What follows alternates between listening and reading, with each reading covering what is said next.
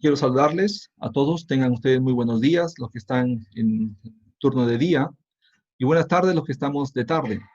Creo que no hay nadie de noche todavía, pero el tema que quiero compartir es buscar a Dios, debe ser nuestra prioridad.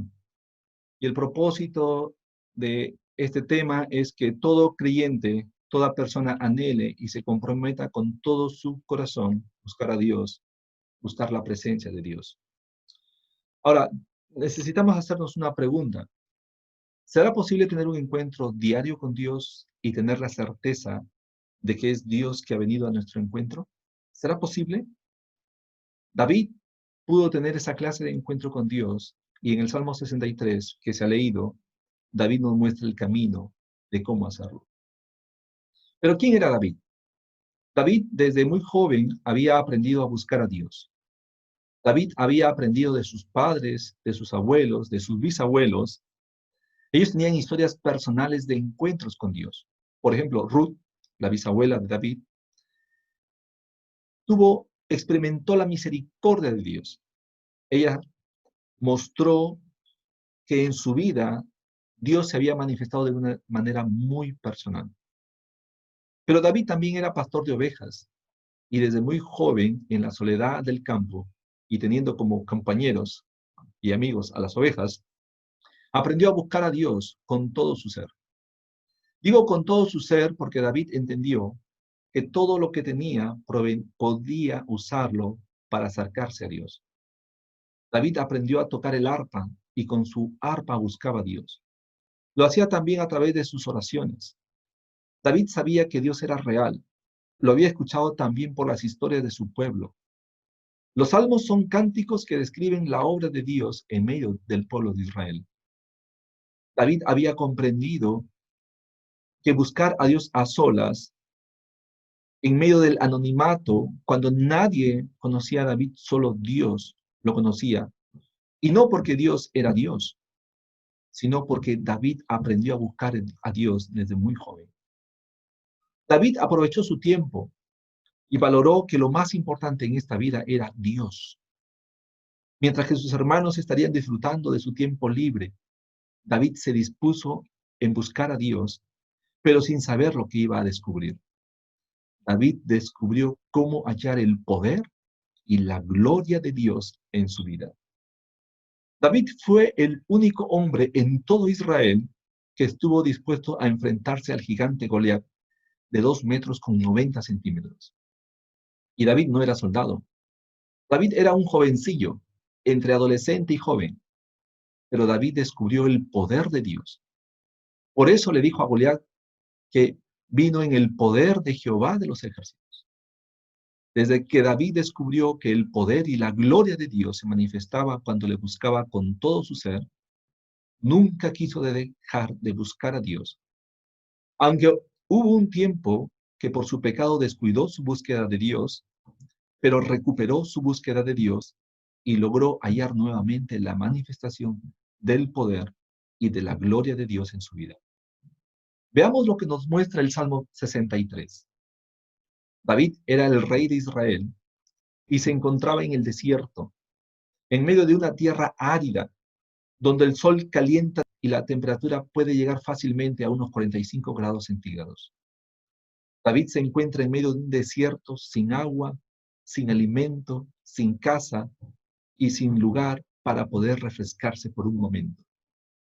Algunos están a favor de que este salmo tiene que ver con la historia relatada en 2 de Samuel capítulo 15, 16 y 17, que describe la rebelión de Absalón, el hijo de David, que se había proclamado rey con ayuda de uno de los principales consejeros de David, llamado Ahitofel.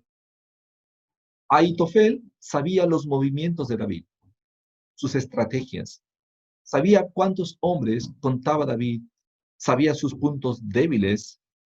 Por eso es que David tuvo que huir al desierto, porque los hombres fieles de David estaban dispuestos a luchar por David y dar sus vidas por el rey, por David. David estaba junto con su familia en el desierto y hubo momentos que fue alimentado por algunos de los aldeanos que enviaron mulas con agua y alimento para que puedan sobrevivir en el desierto. Absalón, hijo de David, había preparado un gran ejército que podría vencer fácilmente a David, su padre. Hay 4 aspectos que me gustaría considerar en este salmo.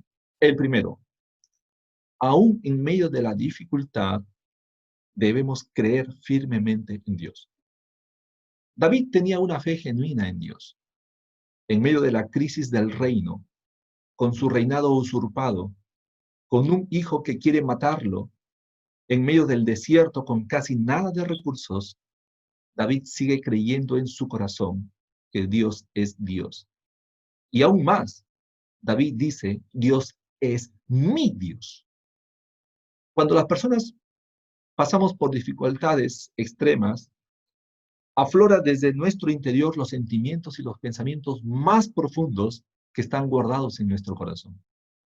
David estaba en una situación muy difícil, pero desde lo profundo de su corazón expresó, Dios es mi Dios. Este salmo no expresa ninguna queja, ningún resentimiento, ninguna amargura producto de su desgracia. David reconoce que Dios sigue siendo Dios y sigue siendo mi Dios. Lo expresa como algo tan personal e íntimo. El segundo aspecto es, debemos decidir buscar a Dios con todo nuestro ser. ¿Cuándo y cómo David va a buscar a Dios? En el versículo 1 del Salmo 63 dice, de madrugada te buscaré, mi alma tiene sed de ti, mi carne te anhela, en tierra seca y árida donde agua no hay.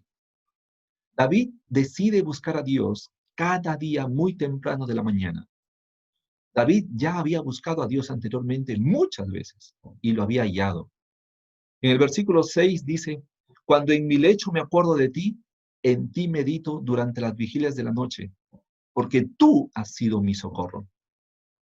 David sabía que buscar a Dios necesitaba que todo su ser esté dispuesto para esa búsqueda. Su alma y su cuerpo deben estar comprometidos en esa búsqueda.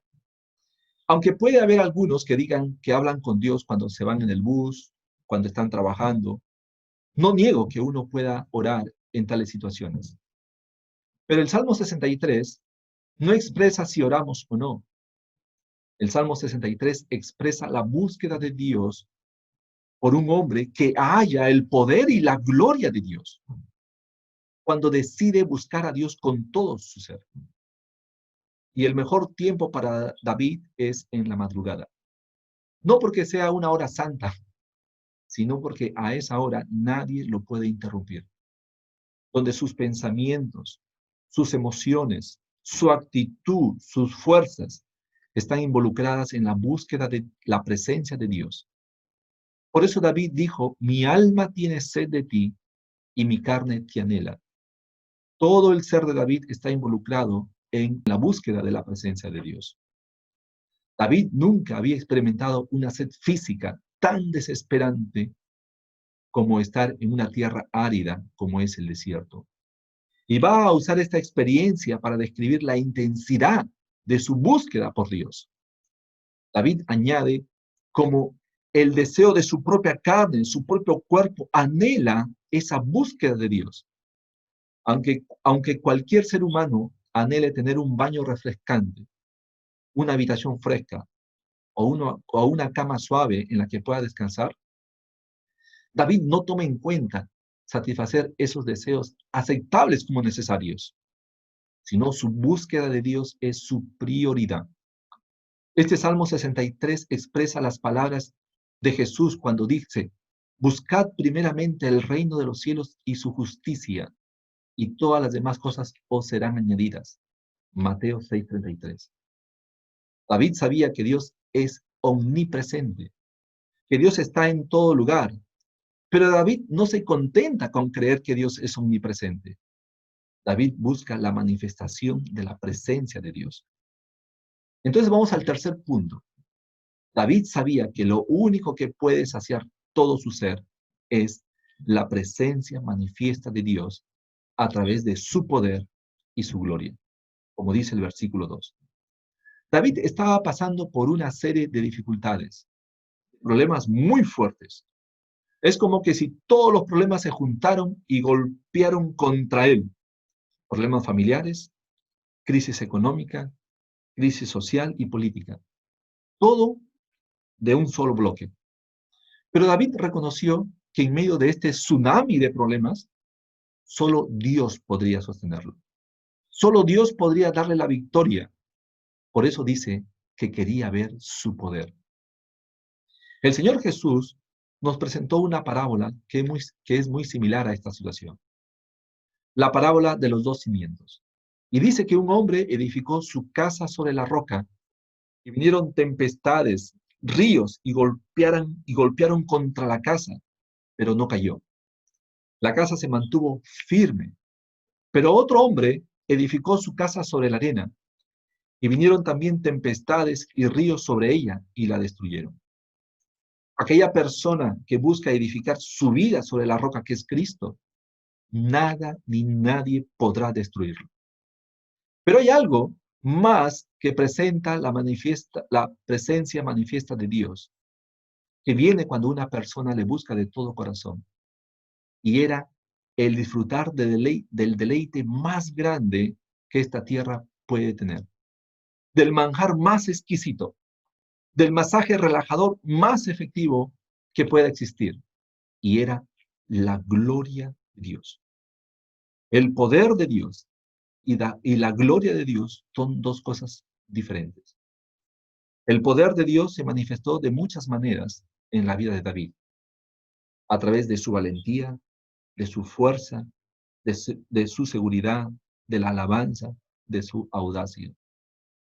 Por ejemplo, David experimentó el poder de Dios cuando fue ungido como rey.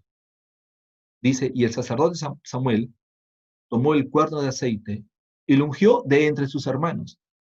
Y desde aquel día en adelante el Espíritu de Jehová vino sobre David. El poder de Dios vino sobre David.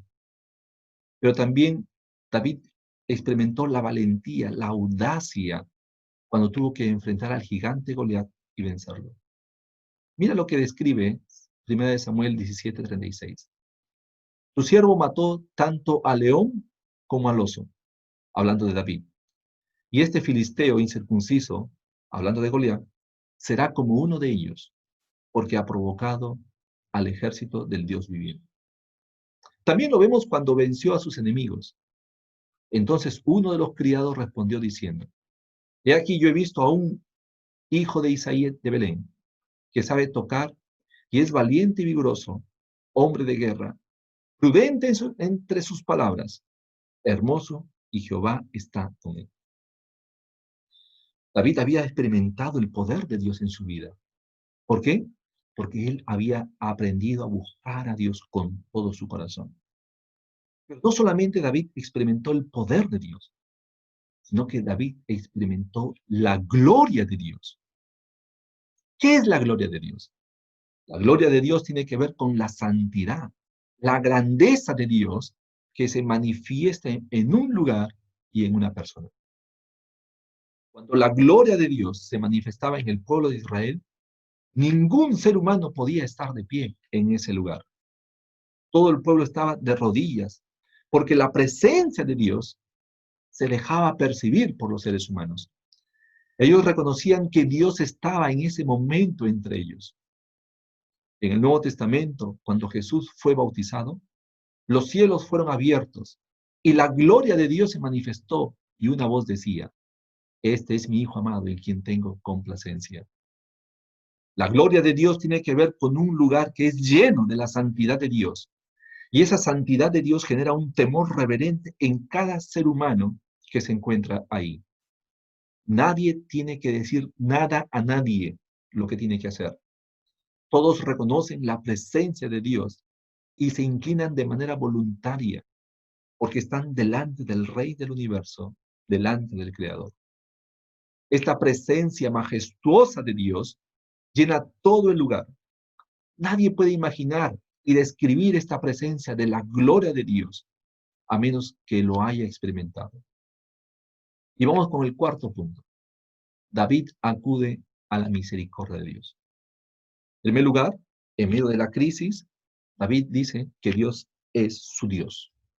A pesar de la crisis, David dice, Dios es mi Dios. El segundo punto, David toma la decisión de buscar a Dios con todo su corazón. Y dice, lo primero que voy a hacer de mañana es buscar a Dios con todo mi ser. Y el tercer punto es, David reconoce que solo el poder y la gloria de Dios lo pueden sacar de esta situación difícil. Y el cuarto punto tiene que ver con la misericordia de Dios, que está en el versículo 3. Porque tu misericordia es mejor que la vida. La misericordia de Dios es que Dios no nos paga conforme a nuestros hechos. No nos paga conforme a nuestros delitos. No nos paga conforme a nuestros pecados. Antes, nos perdona y nos colma de favores. Nos bendice. Esa es la misericordia de Dios. Por eso David clama a la misericordia de Dios. David sabe que haciendo uso de sus propios recursos y habilidades, él podría enfrentar esta crisis, pero reconoce que muchas pérdidas también se darían. Mucha gente moriría. Mucha gente que él amaba moriría. Algunos miembros de su familia podrían morir. Muchos de sus amigos más cercanos podrían morir. David no confía en sus propias habilidades como estratega militar que él era. Entonces David recurre a la misericordia de Dios en esta crisis. Pero la misericordia de Dios requiere que un hombre reconozca que ha fallado ante Dios. Requiere que el hombre reconozca sus pecados, porque la misericordia de Dios es para el hombre que ha fallado y solicita que Dios no le castigue conforme a sus actos, sino que extienda su favor, su bendición, su perdón. Pero ¿en qué falló David para recurrir a la misericordia de Dios? Su hijo Absalón se había rebelado. David falló como padre. David reconoce que lo hizo mal. No cuidó ni veló por las motivaciones del corazón de su hijo. Muchas veces pensamos que nuestra responsabilidad y amor de padre está enfocado en cuidar del bienestar de nuestros hijos, que tengan alimento, ropa digna, seguridad, buena educación. Pero hay un elemento que también es muy importante y es la motivación que hay en su corazón, en el corazón de nuestros hijos. Es el motor, el generador de todos sus actos. Te quiero contar la historia de Antonio, de 91 años. Él era un español y él un día llegó a la iglesia y llegó llorando este hombre. Entonces los miembros de la iglesia le preguntaron, Antonio, ¿qué te pasa? ¿Estás triste? Y él, botando lágrimas, nos contó lo que había pasado. Su nieto tenía un solo hijo y el hijo de su hijo, el nieto, dice que ha venido y le ha dicho, abuelo, ¿cuándo te mueres ya? Para que mi padre pueda disfrutar de todo lo que es suyo. Y eso fue como que le clavaron un puñal en el corazón del abuelo. ¿Por qué? Porque este hombre tenía muchas tierras, tenía propiedades, que tenían un valor económico significativo para cualquier persona. Pero su hijo tenía un corazón egoísta, un corazón que solamente pensaba en sí mismo. Hay una pregunta que como padres tenemos que hacernos. ¿Cuál es la motivación que impulsan a nuestros hijos a desarrollar las actividades en esta vida? ¿Cuál es la motivación de nuestros hijos para buscar alcanzar sus objetivos? Nosotros los padres somos responsables de guiar y corregir sus motivaciones para que no sean egoístas, para que no sean hedonistas y en algunos casos no sean narcisistas. La sociedad de hoy no solo promueve estas motivaciones, sino que desacredita el amor a Dios, desacredita el amor al prójimo sin interés, sin ningún beneficio propio. David había preferido a Absalón sobre sus otros hijos, pero David acude hasta el final pidiendo la misericordia de Dios, porque pensaba que Dios podría perdonar a Absalón. David había experimentado el perdón cuando adulteró con Betsabé y sabía que Dios podría perdonar a Absalón también. David reconoce que si Dios interviene con su misericordia, habrá menos pérdidas, porque la misericordia de Dios no nos paga conforme a nuestros actos. Algunas veces nosotros podemos estar en situaciones muy difíciles en esta vida, donde podemos ejecutar acciones y las consecuencias podríamos asumirlas con el dolor de nuestro corazón, como por ejemplo un divorcio, un juicio, un viaje, un trabajo, una enfermedad. Pero si clamamos a la misericordia de Dios, podríamos ver el poder de Dios y evitar consecuencias dañinas e irremediables. Porque la misericordia de Dios es que Dios no nos paga según nuestros pecados, según nuestras maldades, sino según su bondad. Los versículos siguientes al versículo 3 son expresiones de gratitud, de alabanza. Por ejemplo, mis labios te alabarán, tu diestra me sostiene. Los que me buscan serán destruidos, pensando en los consejeros que influenciaron en Absalón para rebelarse contra David. David tiene la confianza que Dios resolverá los problemas de la mejor manera, que Dios le guiará a David, pero según su misericordia.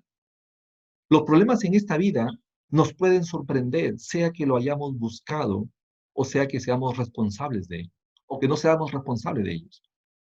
En medio de la crisis externa y la interna que pueden generar los problemas, el buscar a Dios con todo nuestro ser es lo más renovador que uno puede hacer. Porque Dios nos renueva las fuerzas con su poder. Recuperamos el ánimo por su poder. Podemos ver con mayor claridad la verdadera causa de los problemas por su poder. Y por lo tanto, ver con claridad la solución a los problemas por su poder.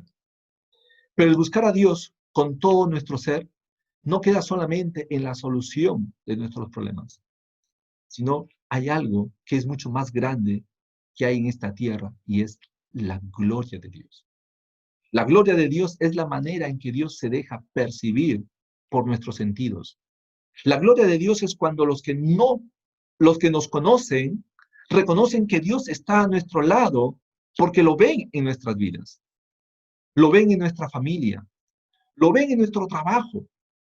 La gloria de Dios no está limitada a un lugar ni a un tiempo determinado, un domingo, sino que la gloria de Dios es mucho más que eso. La gloria de Dios cautiva nuestros pensamientos, nuestras emociones, nuestra voluntad, y nos hace reconocer que la presencia manifiesta de Dios está aquí en medio nuestro. Es la voluntad de Dios manifestarse en poder y gloria. Y Dios lo quiere hacer a todo aquel que lo invoca. Pero el requisito es hacerlo cada día y con todo nuestro ser. Dios promete dejarse allá. En Jeremías capítulo 29, versículo 13, dice, todo aquel que me busca con todo su corazón, me hallará. Dios da la garantía de aquel que le busca con todo su corazón. Dios se va a dejar hallar. Dios se va a manifestar, a manifestar. Dios mostrará su poder y su gloria. Pero buscar a Dios requerirá que uno separe un tiempo del día. Requerirá que preparemos nuestro corazón, nuestros pensamientos y tomemos la decisión de buscar a Dios hasta que hallemos la manifestación de Dios, hasta que hallemos la presencia que se manifiesta a aquel que le busca. Pero algunos pueden pensar, yo no soy joven como David, que desde su juventud empezó a buscar a Dios. Yo no tengo personas a mi alrededor que me hablen de Dios, que me instruyan en Dios, como David, que tuvo a sus abuelos, a sus bisabuelas, que le hablaron de Dios a él. Yo no he crecido en una cultura religiosa donde me hablen de Dios. Pero mira, hay personas que crecieron por mucho tiempo sin Dios, como por ejemplo Moisés. Moisés tuvo ese encuentro con Dios a los 80 años. Él vivió muchos años en la cultura egipcia, rodeado de mucho paganismo, de mucha idolatría. Pero a los 80 años él recién pudo conocer a Dios y él murió a los 120. O sea, 2/3 partes de su vida, Moisés la vivió sin Dios. Pero cuando él conoce a Dios, el último tercio de su vida, pudo experimentar la presencia gloriosa de Dios. También lo vemos en Abraham. Abraham conoció a Dios a los 75 años. Y Abraham murió más o menos a los 135 años. O sea, más de la mitad de su vida, Abraham caminó sin Dios. Pero cuando Abraham conoció a Dios, experimentó las promesas de Dios, experimentó la presencia de Dios, experimentó el poder de Dios. Pero no solamente tenemos hombres en la historia, también tenemos mujeres. Rahab, una prostituta, que los mejores años de su vida las perdió. Sus fuerzas, su belleza, su juventud lo perdió.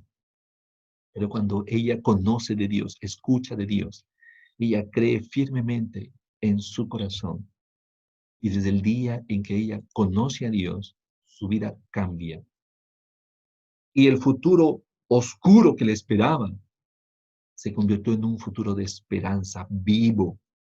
Pero no solamente para ella, sino también para su descendencia. De Rahab, de esta prostituta, proviene el rey David. Y de Rahab, de esta prostituta, proviene Jesús, el Hijo de Dios.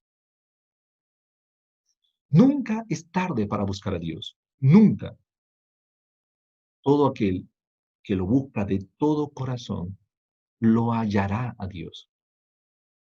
Yo te animo para que tú decidas buscar a Dios, pero búscalo con todo tu corazón y verás la gloria y el poder de Dios. Recuerda, Dios es misericordioso y no nos paga conforme a nuestros actos, sino que nos bendice conforme a sus bondades. Dios quiere revelarse a tu vida y Él lo va a hacer, pero si tú le buscas con todo su corazón.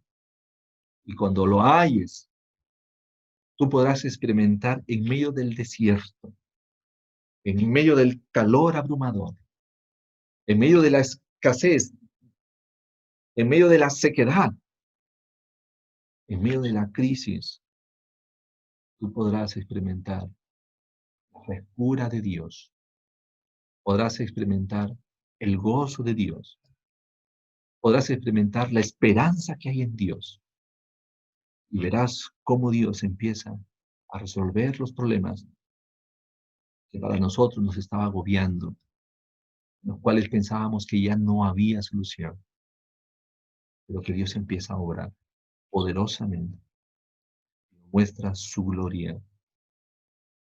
Muchos lo verán, muchos te verán a ti como una persona que pasa del anonimato a ser reconocido como un hombre y una mujer que camina con Dios. Que Dios va contigo.